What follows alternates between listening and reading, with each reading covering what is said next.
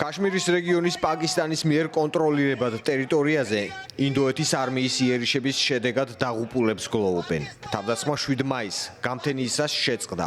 ინდოეთის არმია იერიშების დროს უპილოტო საფრენ აპარატებს, ბომბ ჰამერსა და მაღალი სიზუსტის ფრთოსან რაკეტებს, მათ შორის სკალპს იყენებდა. როგორც ინდოეთის შეიარაღებულ ძალებში ამბობენ, მათი იერიში სამართლიანობის აღდგენას ემსახურებოდა.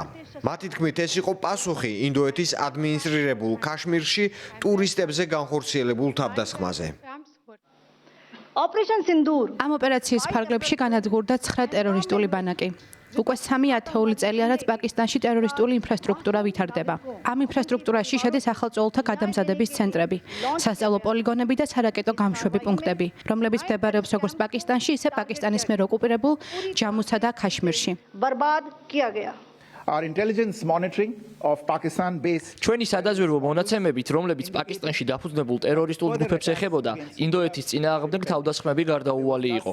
შესაბამისად, აუცილებელი გახდა როგორც თავდასხმის აღკვეთა, ისე შეკავება. ინდოეთმა გამოიყენა უფლება მიეღო პრევენციული ზომები და დაეცვა თავი მსგავსი თავდასხმებისგან.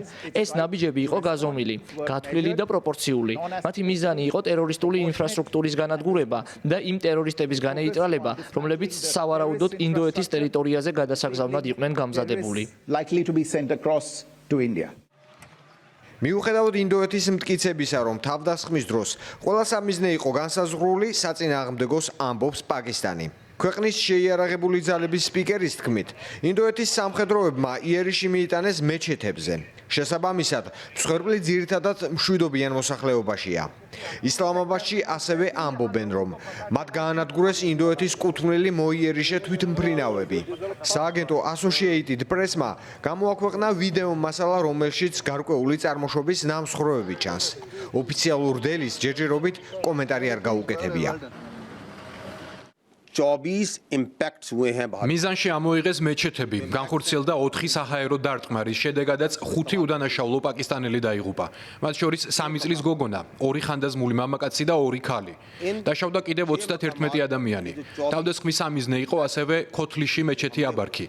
ამ ადგილას 5-ჯერ მეიტანეს იერიში. 2 ადამიანი დაიღუპა, 16 წლის გოგონა და 18 წლის ბიჭი, ხოლო დედა და მისი ქალიშვილი დაიჭნენ. მურიტკეში მეჩეთ ულ-ყურაზე 4 დარტყმა განხორციელდა. აქ 1 მამაკაცი დაიღუპა, 1 დაიჭრა, 2 კი დაკარგულად ითვლება. მსოფლიო შეშფოთებული ელოდება რა პასუხი მოჰყვება პაკისტანის მხრიდან ინდოეთის ოპერაცია სინდურს. პაკისტანის საგარეო საქმეთა სამინისტროს მიერ გავრცელებულ განცხადებაში ვკითხულობთ, რომ პაკისტანს სრული უფლება აქვს ინდოეთს უპასუხოს. პროვოკაციისა და ომის აშკარა აქტის პირობებში ინდოეთის სამხედრო საჰაერო ძალებმა მათივე საჰაერო სივრციდან უხეშად დაარღვიეს პაკისტანის სუვერენიტეტი. ინდოეთის ხელმძღვანელობამ კიდევ ერთხელ გამოიყენა ტერორიზმის შესახებ ბრალდებები. მათი მიზანი იყო საკუთარი თავი მსხვერპლად წარმოეჩინათ. ამ ქმედებით მათ საფრთხის ქვეშ დააყენეს რეგიონული მშვიდობა და სტაბილურობა. ინდოეთის უგუნურმა მოქმედებამ ბირთვული იარაღით აღჭურვილი 2 ქვეყანა მნიშვნელოვანი დაპირისპირების ზღვართან მიიყვანა. პაკისტანი იტოვებს უფლებას უპასუხოს მისთვის სასურველ დროსა და ადგილას, გაეროს ქარტიის 51 მუხლისა და საერთაშორისო სამართლის შესაბამისად. ორი ბირთვული სახელმწიფოს კონფლიქტი, რომელიც ამ ეტაპზე კონვენციური შეიარაღების ფარგლებს არ გასცდენია, მთელი მსოფლიოს ყურადღების ქვეშაა. გასულ საუკუნეში ამ ქვეყნებში 3-ჯერ იყო შეიარაღებული კონფლიქტი, თუმცა იმ პერიოდისთვის მათ ბირთვული არსენალი არ გააჩნდათ. წლების განმავლობაში ორივე არმია შეიარაღებულ ძალებს მნიშვნელოვნად ზრდიდა. ინდოეთს დაახლოებით 1,5 მილიონი არმია, ხოლო პაკისტანს 9 მილიონზე მეტი ჯარისკაცი ჰყავს.